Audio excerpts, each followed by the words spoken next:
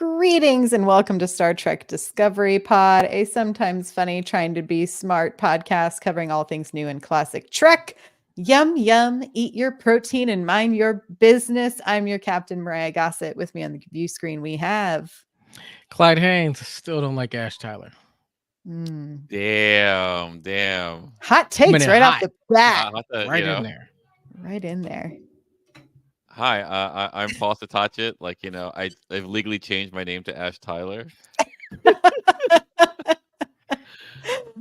Yes, we are returning to our namesake and rewatching Star Trek Discovery in preparation for its final season, which we just got an air date for. We'll talk about in a second. This April, we're diving into the second half of season 2, episodes 8 through 14. But first, just a couple of housekeeping reminders for any new listeners. Welcome, new listeners. If you're here and you're like, hey, I also want to catch up on Discovery before the final season, watching along with us, great, welcome.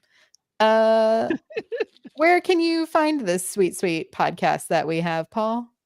Well, you could find our podcast on Apple, Spotify, and YouTube. All links are at StarTrekPod.co. And if you love, like, dislike, or whatever our content and you wish to support us regardless, consider being a Patreon supporter for just $2 an episode at patreon.com/StarTrekPod. Indeed. We also have merch. You can find merch on TeePublic. There's a link below. Grab a fun sticker, t-shirt. We got peanut hamper themed things. We got Prime and Terran themed things. There's all kinds of fun stuff in that merch store.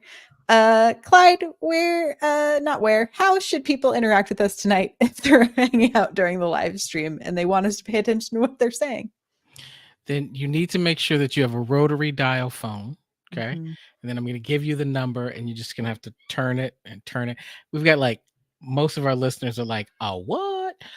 No, if you want to hang out with us, if you're watching the live stream and you want to be part of our podcast, then just type capital P, capital O, capital D, capital pod in your chat, and we'll take a look at your question, your comment, your thought. And in a moment, you'll know what it is. We're going to say something. And then if you want to play along, you can type capital H, capital F, capital HF in the chat, and we'll take a look at your summarizing thought. Indeed. Okay, just a few pieces of Trek news before we dive into our discussion of the second half. Trek news. I should come up with a fun little bumper for that. So we officially got an announcement. I don't know if they announced it, but they updated the app essentially saying that the first episode of this last season will be coming Thursday, April 4th. And what I've scoured through the internet and found is that the first episode will air on the 4th, and then there's 10 episodes in total airing week to week on Thursdays. So, pretty 10, standard. That's it. I know 10 is so little, especially because we just watched 14 for this season. Yeah. Bananas. The other piece of news, Picard swept the Saturn Awards. Lots and lots of awards over there. They got a bunch. Tawny Newsome was hanging out on the red carpet, or whatever they call the carpet at the Saturn Awards. Let us know that Lower Decks is almost done recording at least season 5. The Latinum carpet. That would be better. The Latinum carpet would be better. Then it would fully, there was a joke at the Saturn Awards that it should just be called the Star Trek Awards, which is probably true. So what do you guys think about that? So Picard swept. Mm-hmm. What would you compare? That strong? What was it competing against? I mean, some other Star Trek shows. But I mean, I'll pull it up now. I didn't think we were going to get this deep into the Saturn Awards. I was just giving some updates. I mean, that Picard swept. I'm trying to figure out how I feel about that, right? I have been on record saying I thought that this season was better than the others. Mm-hmm. Okay, scrolling. Oh, I don't know if they have all the. They got best science fiction television series. What would be another one? I know of one, but does that best actor in a television series? Hey, what's the name of this podcast that we're on? It's called the Star Trek something. The Discovery podcast. Discovery. That would be one that I vote for. There's another one. Was there Discovery last year? I mean, Strange New Worlds. I still think was up excellent. Yeah. Strange New Worlds, but like was this season Picard better than season 2 of Strange New Worlds? I could see that as a fair one over Andor, Foundation, The Mandalorian, The Peripheral, Silo, and Strange New Worlds. I think there'd be some people who would be irritated that it beat Silo. Yeah, I'm probably one of them. Yeah, Foundation. I love Foundation, but like it's not everyone's cup of tea. Yeah, see, what I said, it's not everyone's cup of tea. What else was on there? Strange New Worlds, The Mandalorian, Andor, which I heard good things about, but Andor was very, very good. It was it's probably the best piece of science fiction as far as in the Star Wars universe that has come out on Disney. Of all of those that you mentioned, I have to admit, as much as I love the fan service that Picard did, if this is a typical Tuesday night and I've got to watch a show, Picard's probably last on that list of those shows that I'm watching. Oh, see, there we go. And you were so pro Picard and like so anti what you call it. I would probably watch it before I watch Foundation, if I'm being honest. Well, I will say Andor did win Best New Genre Television Series, so I think that was their series there. The thing that cracks me up is Best Horror Television Series. What We Do in the Shadows is in that category. Yeah, which it's fair. I guess so. It just seems like out of place in the rest of the list, which is like The Last of Us, American Horror Story, Interview with the Vampire, Chucky, Fear the Walking Dead, and From. Yeah, but to be fair, like there are literally vampires that kill people and eat people and are happy about it. Yeah, that's also true. So just because there's jokes.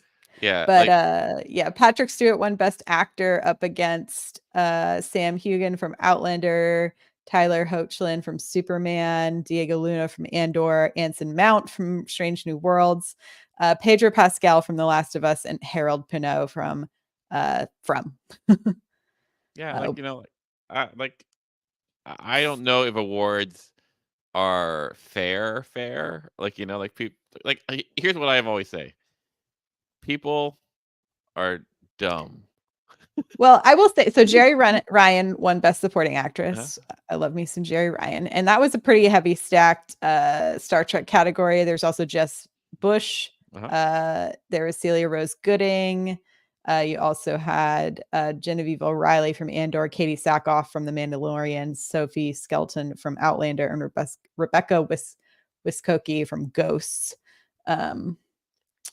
Yeah, lots of great. I mean, the thing is the thing that's hard for me with the Saturn Awards these are all the shows I actually like. So you're just like, oh, these are all the things I actually enjoyed watching going up against each other. But Paul Wesley did win for Strange New Worlds Best Guest Star for his performance of Kirk. Not my Kirk. Which not my Kirk. That's okay. It's not. It's fine. It's fine. Which was another stack category. You had Gail Garcia Bernal for Werewolf by Night, Garcia Esposito for The Mandalorian, Nick Offerman for The Last of Us, Amanda Plummer for Picard, Andy Serkis for Andor, and Catherine Zeta-Jones for Wednesday. Like we've talked about this, like fan, I love Amanda Plummer. So remember hot dog talk, right? Where like here's this Kirk who eats these plain ass hot dogs. Don't get me started on plain hot dog talk. Now every time I'm watching anything and there's hot dogs, I'm like, what are these people putting on these hot dogs? I need to know. So when you go like, oh, like he's he won best hot dog talk. Hot dog talk. Anyway, shifting back to the point I was trying to make, which was Tawny Newsome was there. We love Tawny Newsome. She was at the Saturn Awards. And she was talking a bit of what she could reveal about the new Academy show. She was very smart about not revealing anything, but she said it is going to be a very fun show, and the writer's room is full of Trek fans. So I have some hopes. I'm excited to see what they come up with. Okay. Are y'all ready to dive into the second half of season 2? Season dose, yes, let's do it. Season dose. Let's make it happen. Fast Freak.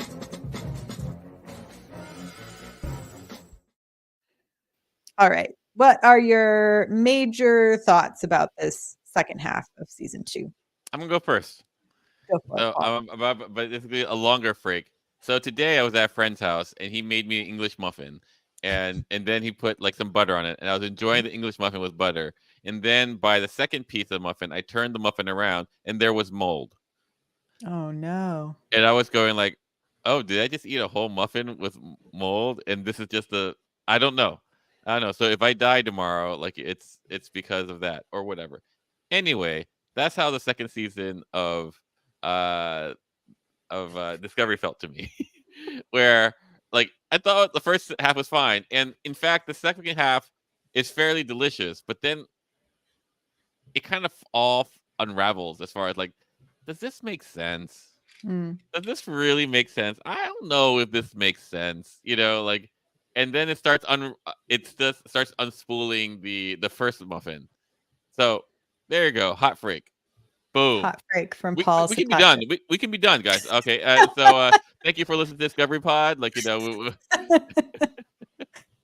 Clyde, what were your thoughts? You could also give us for this whole season, since we didn't get to hear your thoughts and opinions last week.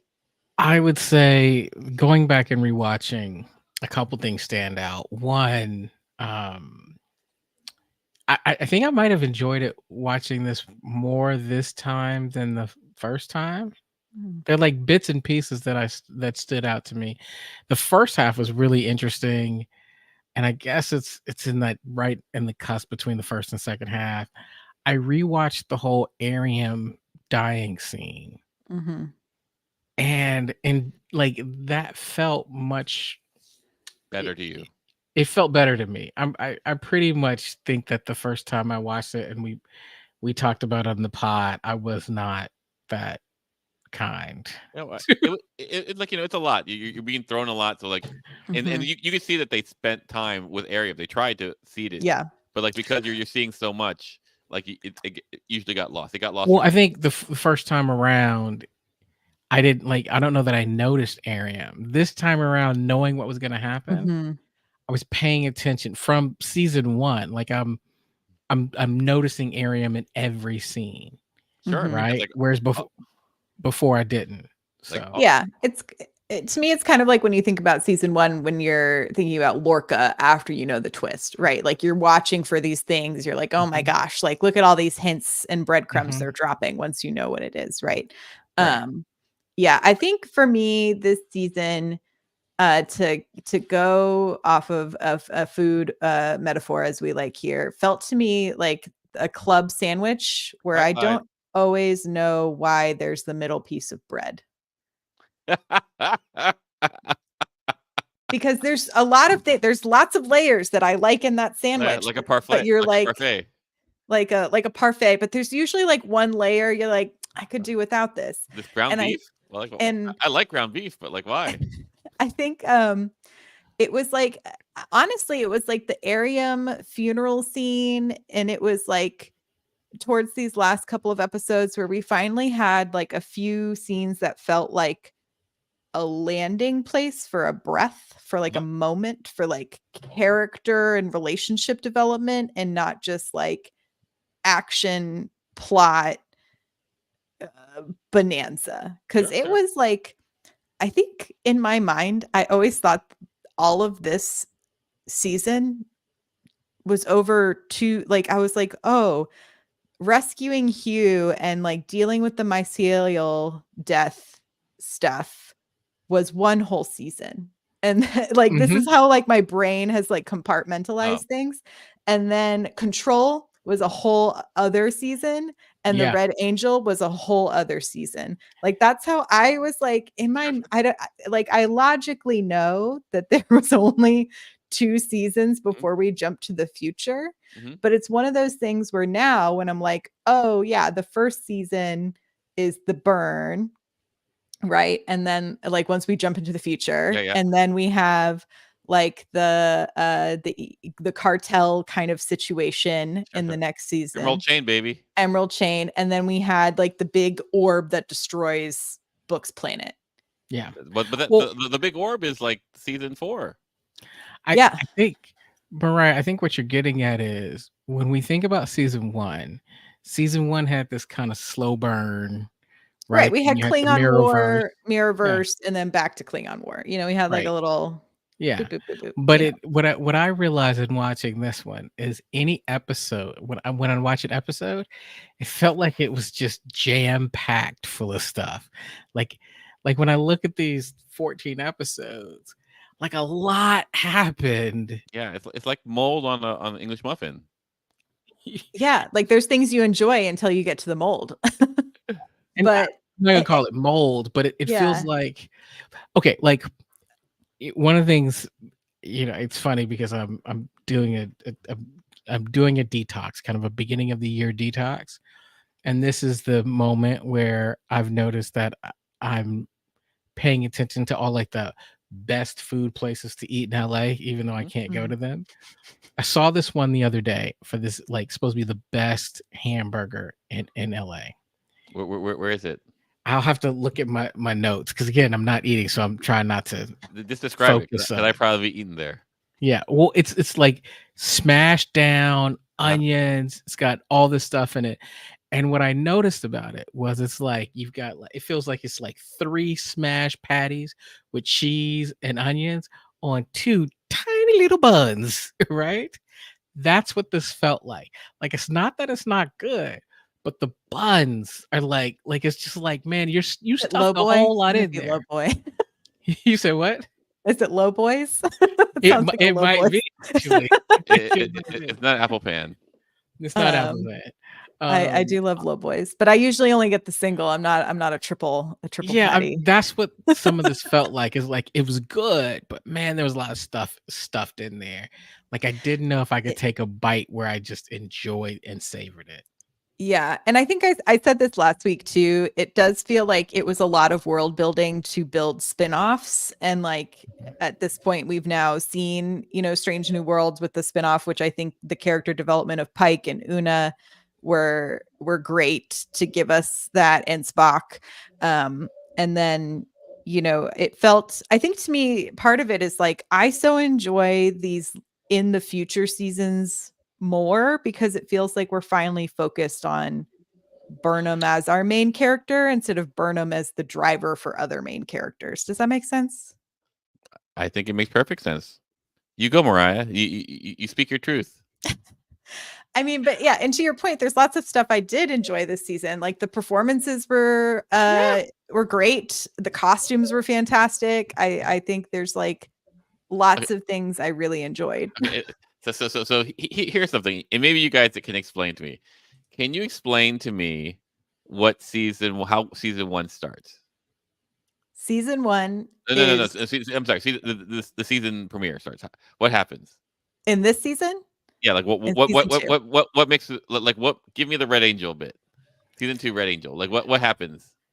A bunch of signal. They're on their way to pick up their new Uh-huh. captain. They the Enterprise shows up, or they Uh-huh. rescue the Enterprise because it's like hurt Uh-huh. itself and now can't have holograms, which is how they've retconned that. Sure. And then they're like, there's all of these signals have shown up. Okay, so 7 signals have shown up across the Yeah. galaxy. Yes. And Okay. only one of them has stayed up long enough for us to be able to track it. So we're gonna Okay. go there and figure it out. And so basically we're just assuming that the other signals are going to show up. They don't know. Right? I mean that's exactly that. It's kind of thin, right? So at this point, And then we have Spock is missing. Yes. Yes. We got, so the signals are like, okay, And crazy. Spock is missing and Mhm. crazy. And apparently a dick.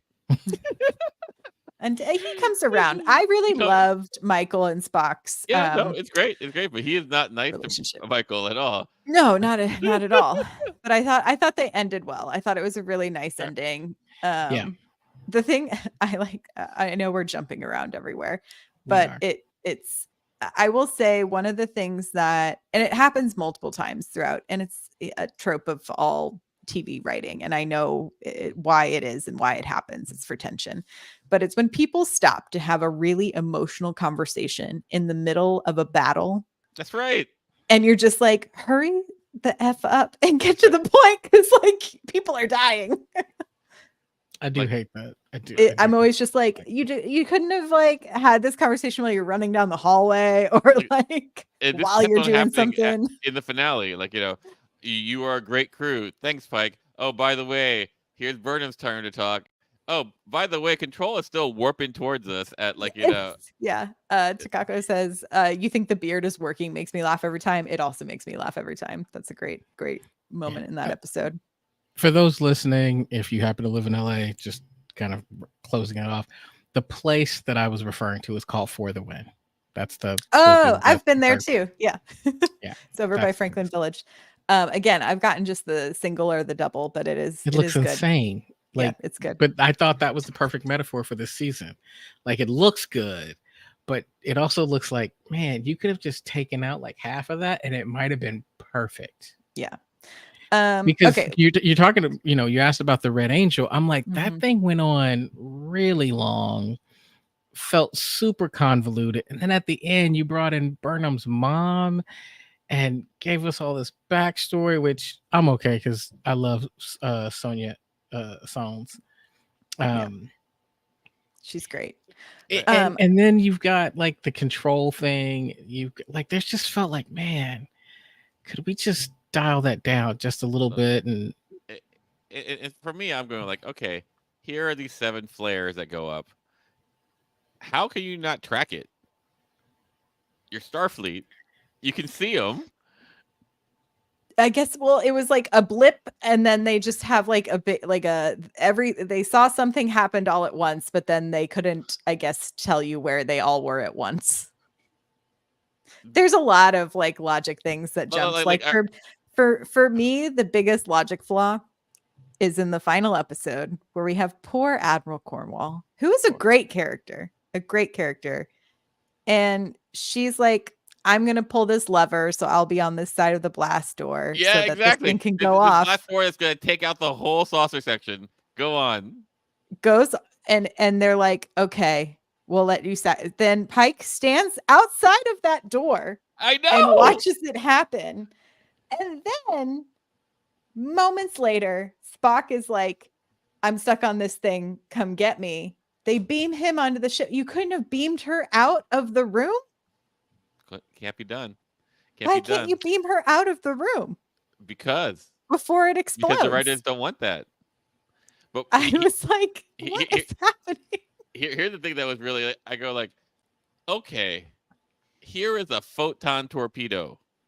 It's gonna rip your ship apart if you don't close the door.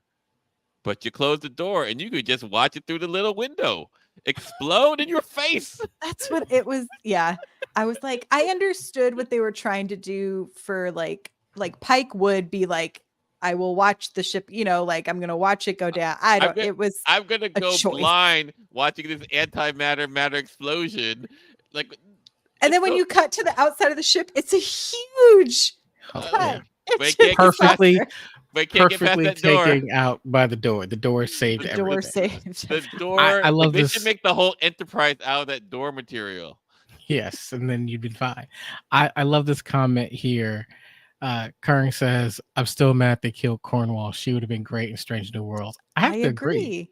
She would have been perfect in Strange New Worlds. I could imagine, the actress, listen to our pod and go like, yeah. Yeah. Why did I have to get written off? Maybe she got another show and they had to, I don't know. But here's another thing that I had a hard time with. I was like, okay, I'm not the biggest fan of Leland, but I get the guy. Here goes. Oh, we need more power. Let's go more power. Let's go through this eye, verification thing. That's great. Bam, needle in the eye, and I go like, who put needles in your Control? What does that look like? I don't know. It's little micro things. Nanos, the little nano things. I will say the Culber Cornwall moment in episode 10 was one of my favorites because I know when I first joined this podcast, I used to yell all the time about how I can't understand why every Star Trek show doesn't have a therapist on board. And I'm always like, where's the therapist? And finally we had someone who was a therapist, and I thought that interaction was really great. Yeah, that's one. Yeah, one. And not a very good one sometimes. She tries her best. there's so many. I will also say, anytime you had Giorgio involved, everything was just like, for me, Better. the perfect amount of camp and Sure. like it was like the chaos element I needed in a world of chaos. Like, she was the correct amount of chaos every single time. Agreed. Going back and watching it, I realized how great she was as an addition. I'm And so Myrriah, excited for the movie. I did watch The Brother Son based on your recommendation, so I did finish that. Is it good? I haven't seen it. Yeah, it's not what you expect when you see Michelle Yeoh on the cover, but I thought it was very good. I wouldn't say great. I thought it was very good though. Yeah, I'm only a couple of episodes in. I've been savoring it, but I'm excited to keep going. But yeah, anytime she's on screen, like her, the yum yum line, I knew it was coming, and it made me excited. I was like, oh, here it comes. I think it's like, I don't know, maybe Drag Race has just rotted my brain in a way where I'm just like, give everyone a catchphrase, just have everyone have a dumb little catchphrase. I loved it. What did y'all, I wanted to go back because this episode 12 is where we really dig into Pike. Well, we see Pike's future, right? And we kind of cement a huge part of what goes into Strange New Worlds, especially into the first season. Yeah. What did y'all think of the way I still had a hard time understanding the time crystal logic of how the Klingons protect, like, did they just decide it was okay for him to like interact with it? Because it seemed very like you have to have the mental fortitude. To me, I felt like there was supposed to be like a weird quest or like riddles or like some sort of task he had to complete in order to get to the time crystal. I think for me, like, this was like basically they're saying you can't come, and he goes like blah blah blah blah blah. I can do it, and then what's his name, Volk or what was it? Volk's kid, yeah. Volk's kid. He goes like, everyone says that, but everyone gets messed up, and so you sure you want to do this? Ah, man, you got messed up. And then respect. You're gonna have a crappy life. That's the thing that I was trying to figure out. How is that Volk's kid? Well, they said it was they did explain that as they're walking, because Pike was like, how are you? Like he just dropped you off. You were like a baby. And he was essentially like, oh, because time interacts differently here. And then you see the tree that like grows instantaneously upon being planted. He's like, I exist in all frames of time, essentially. Like, obviously, you don't really understand fourth dimensional mechanics, temporal mechanics, Clyde. And I'm not saying you should, but like do better. Gotcha. Do better. I'll do better.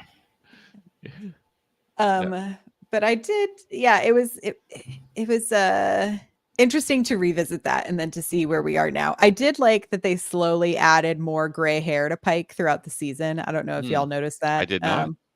It got like, especially in that episode, I feel like he got extra gray after like existing there. And I was like, oh, that's kind of a fun touch that they were like, oh, you had to go to this like time crystal vortex, and now maybe you're a little bit older.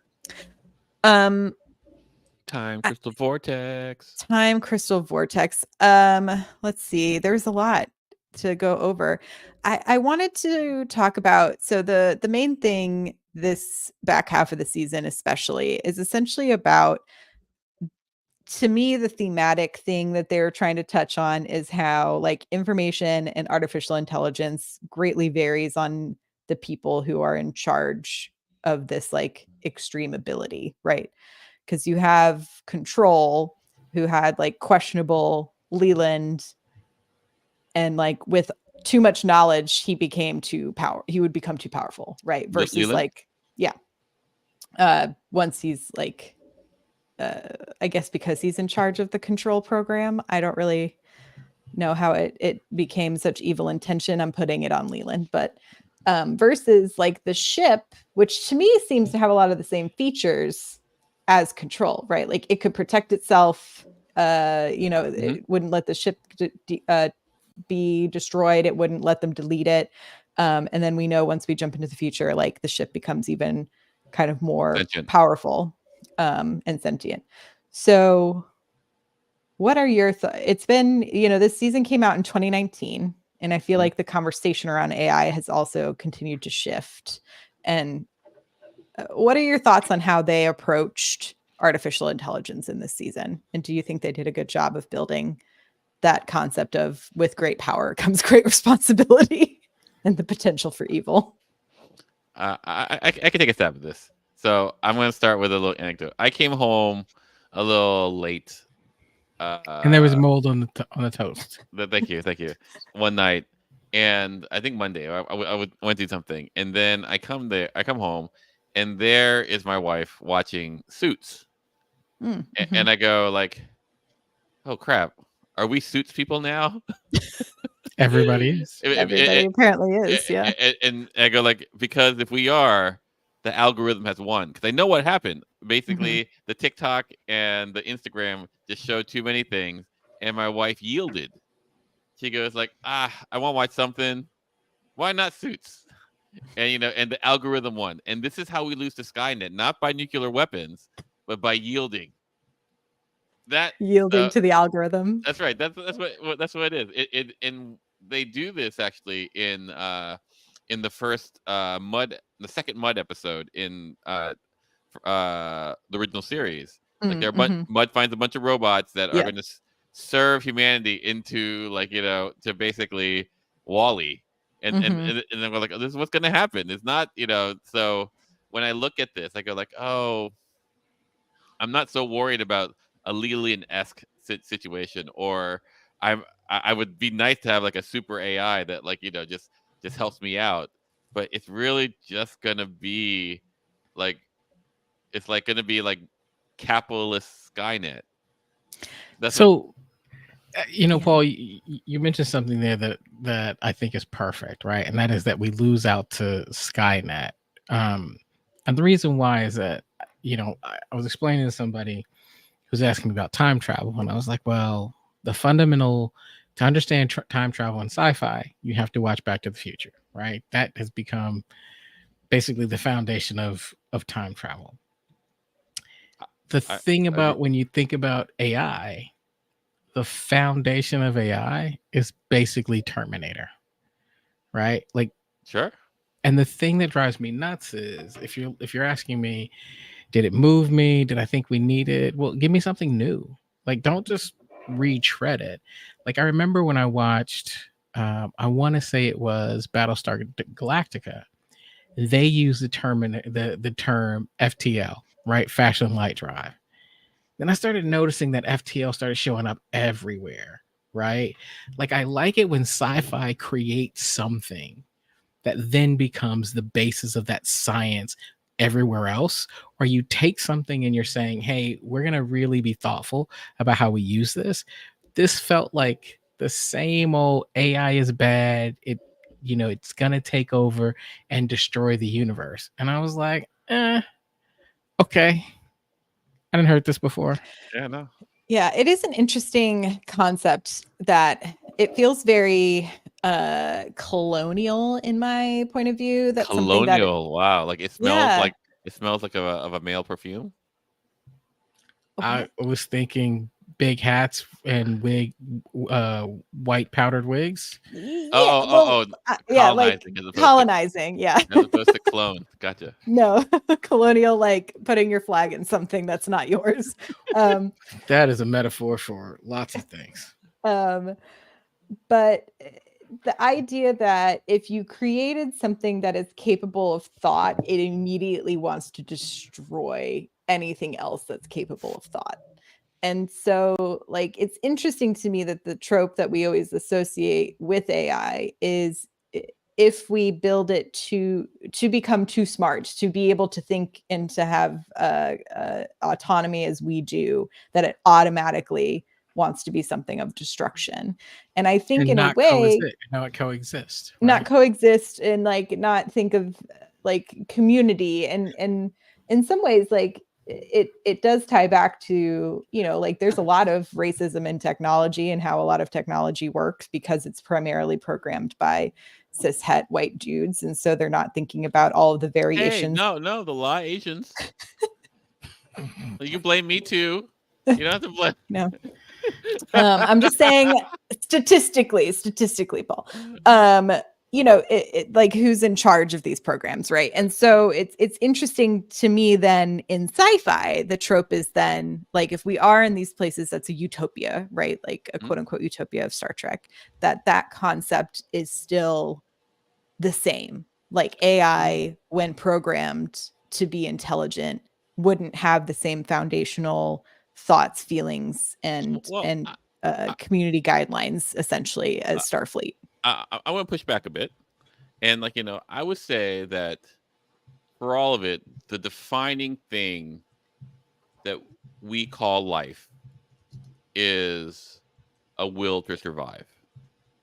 I think when we think of life, like there is no life that we go like, oh, okay, it'll just die. You know, it's gonna fight a little. It might not do well, but life finds a way. And to quote the great Goldblum, that's right. And so if we're gonna call artificial intelligence like, you know, conscious or life or all that stuff, like, you know, it would seem to be that it would have to have that drive, at least the way we would define it. And if it has that drive, and then we go, oh, we need to kill it because that's what we do. Like, you know, you could see it fighting back, right? Right. But it's interesting that it immediately goes to like, my thought is what was the threat to control in the first place that it would inevitably go to this decision that we are trying to kill it? Well, you know, it's interesting. I've got a couple thoughts here because Myrriah, you brought up something that has been just rattling around my mind, that the idea of colonialism.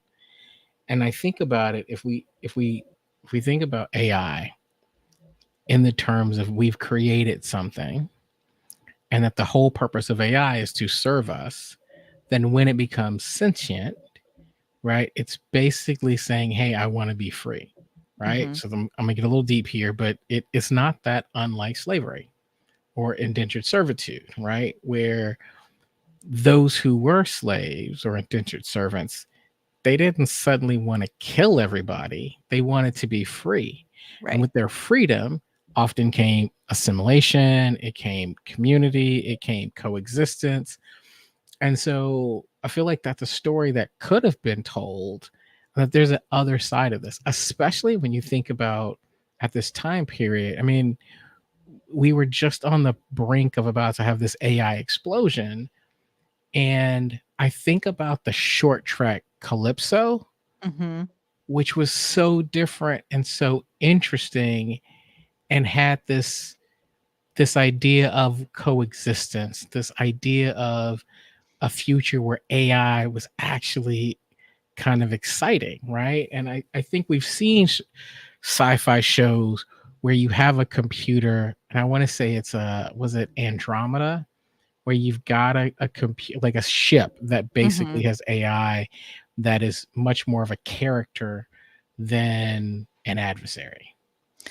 Yeah, and that was kind of the point I was trying to make, is like it's interesting that we essentially have the two sides of this concept right in the same show, because we do eventually get like the ship Discovery, they do eventually start thinking of it as like an additional crew member, and they're just like they gave it a name. Her name is Zora, and like she is a part of the crew, and they have to think about how her thoughts and feelings come into play on things they decide to do.